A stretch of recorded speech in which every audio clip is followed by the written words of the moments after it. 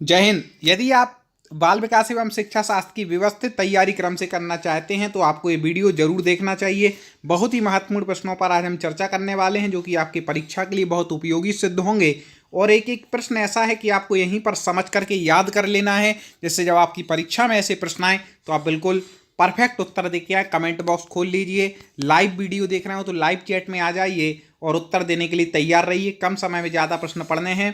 पहला है, मानवीय मूल्यों जो प्रकृति में सार्वत्रिक हैं, सार्वत्रिक मतलब सब जगह फैले हुए हैं, के विकास का अर्थ है। ठीक है ना। मानवीय मूल्यों के विकास का अर्थ जो प्रकृति में सब जगह हैं, तो उसका क्या अर्थ है उसके विकास का। तो आपको बता दें कि उसके जो विकास का अर्थ है वह अभिव्यक्ति। क्या है? अभिव्यक्ति। आगे देखते हैं। बहुत अच्छे अच्छे प्रश्न हैं, बिल्कुल पूरा वीडियो देख करके उत्तर देना। विद्यालय में विद्यार्थियों को कैसे अभिप्रेरित करना उचित है? कैसे आप अभिप्रेरित करेंगे विद्यालय में विद्यार्थियों के लिए? 4 ऑप्शन आपके लिए दिए हैं दोस्तों। आपको यदि हमसे जुड़ना है, कई लोग बोलते हैं सर आपसे जुड़ना है क्या करें, तो आप इसका उत्तर बताएं। उसके बीच में मैं आपको बता दूं कि आपको कुछ नहीं करना है। हमारे यूट्यूब चैनल को तुरंत, यदि आपने सब्सक्राइब ना किया हो तो सब्सक्राइब करके तुरंत आप हमसे जुड़ करके बेल आइकन को दबा करके ऑल नोटिफिकेशन ऑन कर लें। और डिस्क्रिप्शन में मैंने टेलीग्राम की लिंक दी है, आप वहाँ पर जुड़ सकते हैं और गूगल प्ले स्टोर से हमारे ऐप को डाउनलोड कर सकते हैं। तो चलिए, इसका उत्तर जो हो जाएगा वह हो जाएगा, मैंने दिखा दिया, गहन अध्ययन के द्वारा। ठीक है ना। कैसे अभिप्रेरित करेंगे? गहन अध्ययन के द्वारा। आगे के प्रश्न के उत्तर आपको नहीं दिखाए जाएंगे, आपको स्वयं अब उत्तर देना है। चैनल से आप जुड़ गए होंगे सब्सक्राइब करके। अब चलिए आगे अगला पढ़ लेते हैं। आपकी कक्षा में एक छात्र देर से आता है तो आप क्या करेंगे? यदि आप पढ़ा रहे हैं, एक शिक्षक हैं और आपकी कक्षा में कोई छात्र लेट आया, अब आप उसके लिए क्या करेंगे? कई बार पूछा गया, वेरी वेरी आई पे प्रश्न परीक्षाओं में, और लोग इसके सही भाव को नहीं समझ पाते हैं और गलत करके आ जाते हैं। तो आपको बता दें कि दंड नहीं देना है, अभिभावकों से भी शिकायत नहीं करनी है, उस पर कोई ध्यान ऐसा भी नहीं करना है। उस कारण जानने की चेष्टा करनी है कि किस कारण से देर से आया। क्या पता उसकी कोई मजबूरी हो और आप उसको डांट डपट के भगा दें तो वो निराश हो जाएगा। श्याम पट्ट पर लिखते समय सबसे महत्वपूर्ण क्या है? Very very I am P. Shyam पट्ट शिक्षण की सहायक सामग्री है। अब इस पर जब आप लिख रहे हैं तो सबसे महत्वपूर्ण क्या है? बड़े अक्षरों को अलग सबसे महत्वपूर्ण पूछा गया है, तो वह हो जाएगा अच्छी लिखावट, कि स्पष्ट हो लिखावट। बच्चे को जहाँ पर बैठा है उसको वहाँ से दिखनी चाहिए आप कौन सा शब्द लिख रहे हैं। ठीक है, शब्द समझ में आने चाहिए, लिखावट एक सी होनी चाहिए। तो ये मतलब अच्छी लिखावट बढ़िया है। जब एक विद्यार्थी असफल होता है तो समझा जाता है। ऐसे ही कई लोग बोलते सर हमने इनके सिद्धांत याद कर लिए, ये कर लिए, ये सब आएंगे, बहुत कम आएंगे। ऐसे समझ वाले प्रश्न ज़्यादा पूछते हैं बाल विकास में। याद रखना कि आपकी समझ कितनी है, आप एक अच्छे शिक्षक बन सकते हैं कि नहीं। इसीलिए तो बाल विकास आपके सिलेबस में रखा जाता है। ठीक है, तो बीएड डीएड में आप लोगों ने पढ़ा होगा, फिर भी अच्छे से यहाँ पर समझिए कि एक विद्यार्थी यदि असफल होता है तो उसकी, ये याद रखना, वैयक्तिक असफलता है। वैयक्तिक मतलब व्यक्तिगत असफलता है। कई लोग सोच रहे होंगे सर ऐसा क्यों? क्योंकि यार एक महत्वपूर्ण चीज़ यहाँ लिखा है, एक विद्यार्थी। यदि मान लो यहाँ लिखते सब विद्यार्थी असफल होते हैं तब वह शिक्षक की असफलता मानी जाती। ठीक है ना। लेकिन एक हो रहा है बाकी नहीं हो रहे, मतलब विद्यार्थी के वैयक्तिक असफलता है। ठीक है ना। प्रश्न भी अच्छे से पढ़ना है कि पूछा क्या गया है। दोस्तों एक निवेदन, बस वीडियो को तुरंत लाइक कर दें यदि पसंद आ रहे हो क्वेश्चन, तो आगे क्वेश्चन ऐसे आप तक निरंतर लाते रहेंगे। सकारात्मक दंड का निम्न में से कौन सा उदाहरण है? सकारात्मक दंड का उदाहरण, अब दंड भी देना है लेकिन सकारात्मक होना चाहिए। तो सकारात्मक दंड का उदाहरण होता है दोस्तों, मित्रों द्वारा उपहास।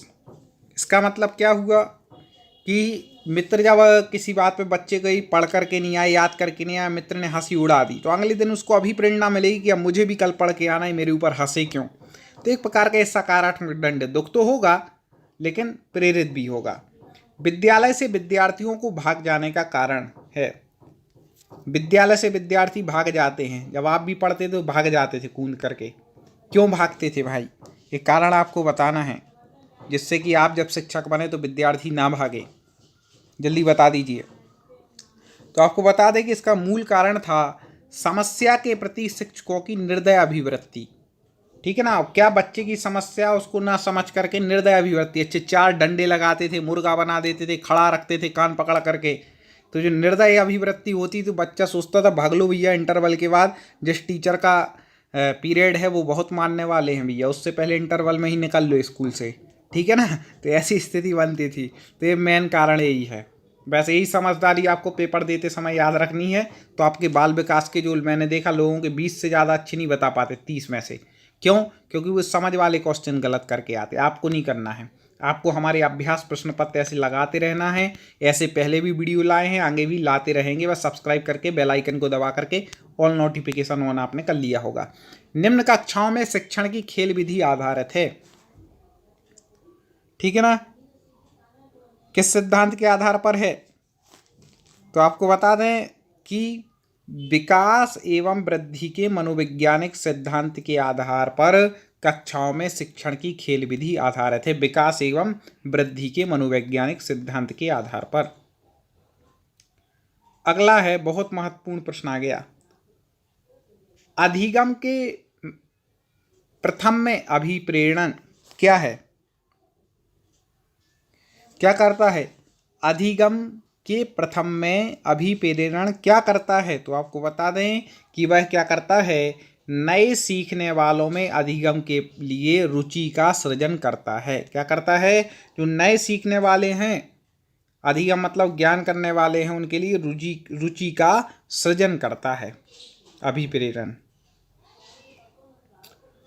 पृथक पृथक समजातीय समूहों के व्यक्तियों के प्रति बच्चों की अभिवृत्ति साधारणतया आधारित होती है। कैसी होती है? पृथक पृथक समजातीय समूहों के व्यक्तियों के प्रति बच्चों की अभिवृत्ति है वह सामान्यतः कैसी होती है? शिक्षक है, बच्चों के बारे में जानकारी रखना जरूरी है। तो आपको बता दें कि वह होती है, फटाक से कमेंट करना है आपको, मैं कम समय दूंगा, फटाक से उत्तर बताइए जल्दी से। तो आपको बता दें कि उनके अभिभावकों की चित्तवृत्ति पर। कैसी होती है? उनकी अभिभावकों की चित्तवृत्ति पर आधारित होती है। और अच्छा प्रश्न आ गया, अपने विद्यार्थियों को समझने के लिए एक शिक्षक में अच्छी जानकारी होनी चाहिए। विद्यार्थियों को समझना है अपने, तो शिक्षक के लिए कैसी जानकारी होनी चाहिए? तो बच्चों को समझने की प्रवृत्ति ये तो होना चाहिए शिक्षक में, ठीक है ना। यदि बच्चों को जानना है, विद्यार्थियों को, विषय वस्तु के प्रति विद्यार्थियों के मत की, जो विषय वस्तु पढ़ा रहा है उसमें विद्यार्थियों का क्या मत है। ऐसा नहीं कोई भी पढ़ना ही नहीं चाहता, उनके लेवल से बाहर है फिर भी पढ़ा रहा है तो बेकार हो जाएगा। और बाल मनोविज्ञान का ज्ञान वेरी वेरी IMP है। बाल मनोविज्ञान तो आना ही चाहिए शिक्षक के लिए, ठीक है ना। तो ये सभी इसका उत्तर ठीक हो जाएगा। निम्न में से कौन सा कथन सत्य नहीं है? कौन सा कथन सत्य नहीं है? मतलब एक कथन यहाँ पर असत्य है। देखें, पहला कथन ही आप पढ़ते हैं अच्छे से तो, कि लिखा है शिक्षक जन्मजात होते हैं। क्या ये सत्य है? कोई जन्म पैदा ही होते शिक्षक बन जाता क्या? नहीं भैया, पैदा होते नहीं बनते। शिक्षक बनने के लिए बड़ी मेहनत करनी पड़ती है। जो लोग तैयारी कर रहे हैं उनसे पूछो कितना कंपटीशन है। लाखों फॉर्म भरते हैं, हजारों वो होती हैं, ठीक है ना। 1 साल पहले फॉर्म भरने में लगते हैं, पर 1 साल में पेपर हो पाता है, फिर 2 साल में भर्ती हो पाती है। आजकल ये स्थिति हो गई, एक भर्ती कम से कम 3 साल लग रही। शिक्षक बनना कोई जन्मजात नहीं है, बड़ी मेहनत का काम है, ठीक है ना। तो ये क्या हो जाएगा? गलत। शिक्षण एक कला है, तो बिल्कुल है, हर किसी पर पढ़ाते नहीं बनता, याद रखना। वो कला जिसने सीख ली वो लोगों के भविष्य का निर्माण कर सकता है। शिक्षकों को प्रशिक्षित किया जा सकता है, बिल्कुल किया जा सकता है, पर सभी मतलब इसमें लाने का कोई मतलब ही नहीं, क्योंकि ये शिक्षक जन्मजात होते हैं, गलत है। अच्छा अध्यापक वह है जो क्या? अच्छा अध्यापक कौन है? जो क्या करे? सादा जीवन व्यतीत करता हो, ठीक है, लेकिन परफेक्ट चुनना है 4 में से। बाल विकास में एक चीज़ याद रखना कि मतलब परफेक्ट उत्तर चुनना है, ठीक है ना।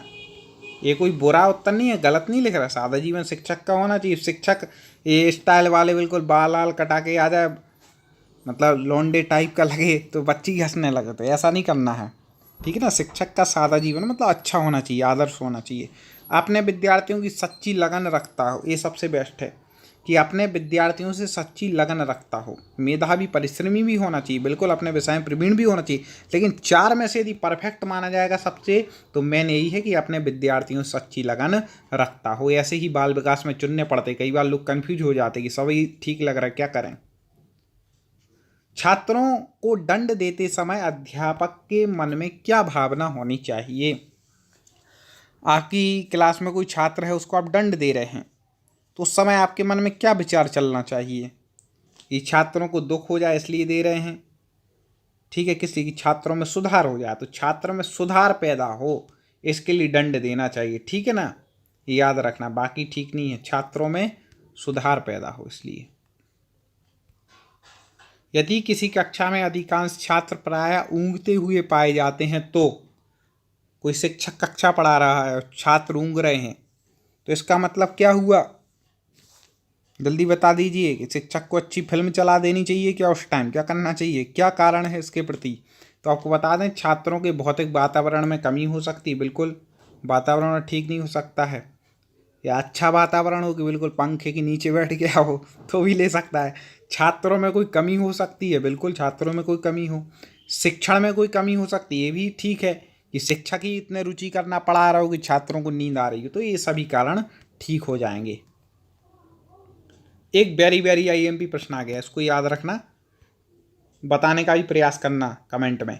शिक्षा का अधिकार अधिनियम 2009 में एक अध्यापक के लिए न्यूनतम कार्य घंटे प्रति सप्ताह निर्धारित किए गए हैं। एक सप्ताह में कम से कम कितने घंटे कार्य होना चाहिए अध्यापक का।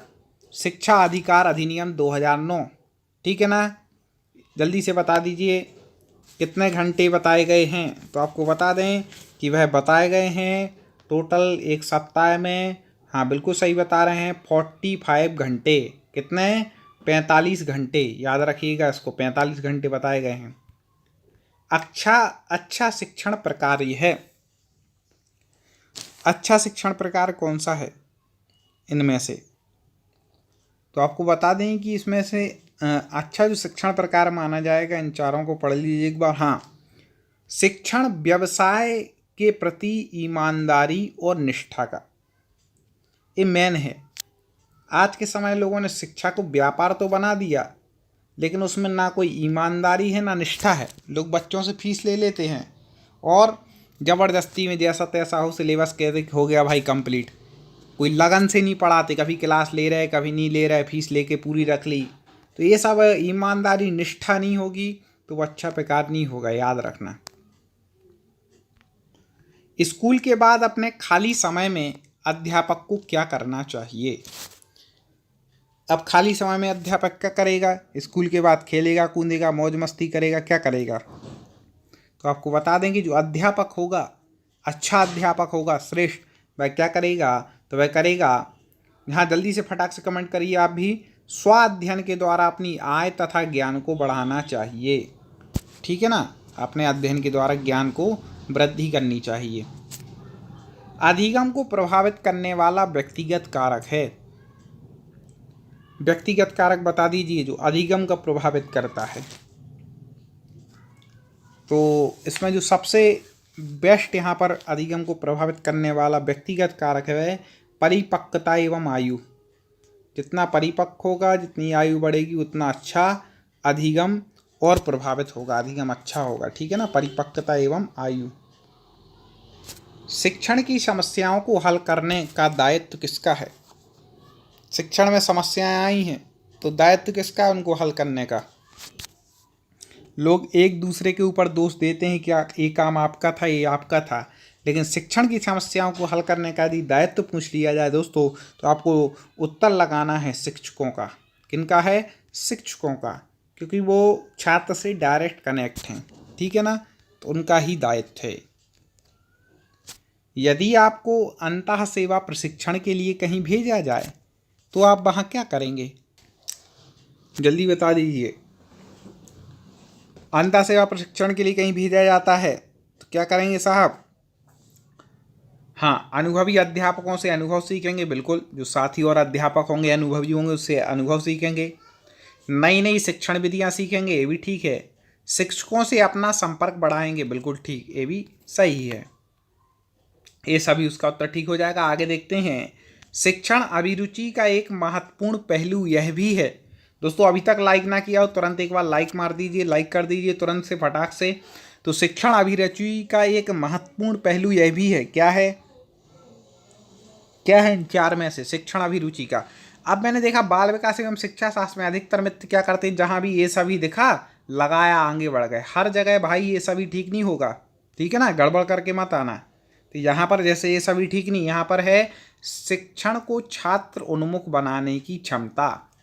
शिक्षण जो है वो छात्र उन्मुख होना चाहिए, ठीक है ना, शिक्षक उन्मुख नहीं, छात्र उन्मुख होना चाहिए, याद रखिएगा शिक्षण। इससे बच्चों की अभिरुचि बढ़ेगी। यदि शिक्षक में न्याय और निष्पक्षता का गुण ना हो तो इसका क्या परिणाम होता है। शिक्षक में न्याय और निष्पक्षता नहीं होगी तो क्या परिणाम होगा। दोस्तों अब प्ले लिस्ट में जरूर जाना है, वीडियो पूरा देखने के बाद मैं स्क्रीन पर ही प्ले लिस्ट दे दूंगा। ऐसे बहुत से वीडियो हमारे बाल विकास के अपलोड हो चुके हैं, वो देखिएगा। बाकी आपके जो सब्जेक्ट हैं उन सभी सब्जेक्ट के, हिंदी हो, संस्कृत हो, पर्यावरण हो, मैथ्स हो, आप जिस भी सब्जेक्ट हो, सोशल साइंस हो, आप जिस भी सब्जेक्ट की बाकी तैयारी कर रहे हो, आपके सारे सब्जेक्ट शिक्षक भर्ती के हमारे चैनल पर मिलेंगे। सब्सक्राइब करके आप हमसे जुड़ गए होंगे। आप प्ले लिस्ट में जाके सारे सब्जेक्ट के वीडियो जरूर देखिएगा। तो इसका जो सही उत्तर यहाँ पर हो जाएगा भाई, कौन सा हो जाएगा, हाँ बिल्कुल सही, कि इससे शिक्षक विश्वास खो देता है, ठीक है ना। न्याय और निष्पक्षता होने तो विश्वास, लोग कहेंगे भाई ये इनका खास है, बस ये शिक्षक इनकी खास हैं, इनकी ही बात मानते हैं, और उसे सम्मान भी नहीं मिलता, बाकी स्टूडेंट कट जाते हैं। इसलिए न्याय होना चाहिए, निष्पक्षता होनी चाहिए। एक शिक्षक के रूप में आप शिक्षण कार्य के अलावा अपनी रुचि के अनुसार अन्य कार्य करना क्या करेंगे।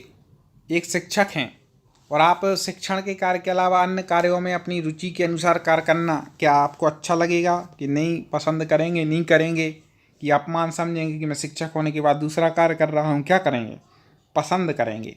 शिक्षक का मतलब ये नहीं कि उससे केवल शिक्षण ही कार्य हो, और कोई भी कोई अच्छा कार्य है तो वो भी पसंद करना, वो भी कार्य करें, लेकिन शिक्षण के कार्य में बाधा ना हो, ठीक है ना। नहीं तो शिक्षक बन जाओ सरकारी, बाद में कोई इस कार्य में मज़ा नहीं आ रहा, अपनी कोचिंग चलानी है पर्सनल, उससे लाखों कमाएंगे, इस कार्य में रुचि है, तो ऐसा काम नहीं करना है।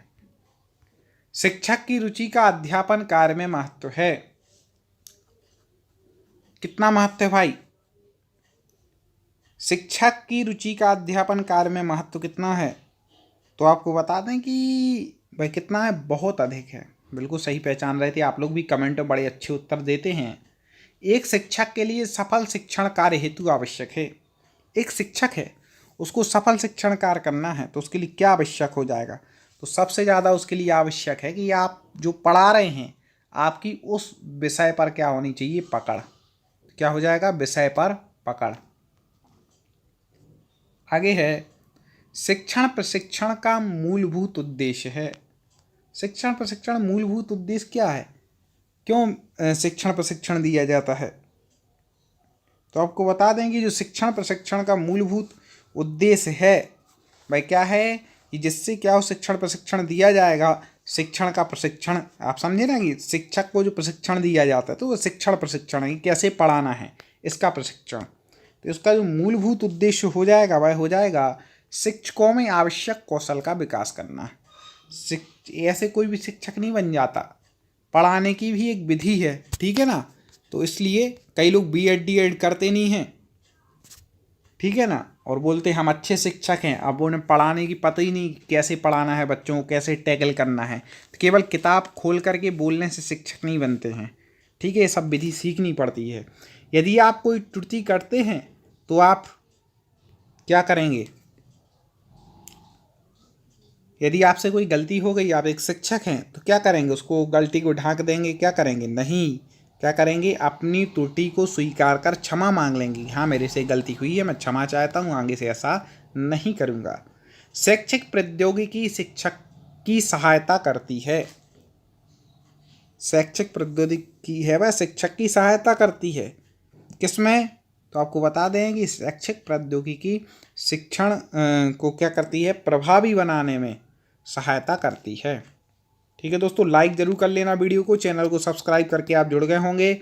आगे देखते हैं, शिक्षक को अपने व्याख्यान को रोचक एवं ज्ञानवर्धक बनाने के लिए इनका प्रयोग करना चाहिए। किनका प्रयोग करना चाहिए? शिक्षक को अपने व्याख्यान को रोचक बनाना है और ज्ञानवर्धक बनाना है। तो किस चीज़ का शिक्षक को प्रयोग करना चाहिए? तो आपको बता दें कि यदि व्याख्यान को रोचक बनाने के और ज्ञानवर्धक की व्यक्ति सुनता भी रहे, सीधा सीधा बोलते कि नहीं सुनेगा, बीच बीच में क्या करना है, अच्छे अच्छे उदाहरण देना चाहिए। तो उदाहरणों का, जिससे रोचक भी होगा और ज्ञानवर्धक भी। आगे है, इसमें तो इतने ही प्रश्न थे। चलिए, इस पीडीएफ में हमारे इतने ही थे। आगे वैसे ये हमारी पीडीएफ लंबी है, 500 प्रश्न की है, और ये जो 500 प्रश्न आप पढ़ लेंगे ना दोस्तों, तो इतनी मजबूत तैयारी हो जाएगी कि 30 में से 28 प्लस तो आएंगे ही। ठीक है ना। सब प्रकार के इसमें प्रश्न हैं, कठिन है, सरल हैं। आगे भी वीडियो मिलते रहें। मैं स्क्रीन पर आपको प्ले लिस्ट दे रहा हूँ, इस वीडियो के बाद उस पर आप क्लिक करेंगे तो बाल विकास के हमारे और भी वीडियो आपको मिल जाएंगे। बाकी सब्जेक्ट के वीडियो के लिए आप यूट्यूब पर सर्च कीजिए टॉप 50 स्टडी। चैनल को सब्सक्राइब करके बेल आइकन दबा करके आप जुड़ गए होंगे। वीडियो को लाइक और कर लें, शेयर जरूर करना दोस्तों आगे ग्रुपों में। और अगली वीडियो हम पुनः मुलाकात करेंगे। जुड़े रहिए आप हमसे। जय हिंद।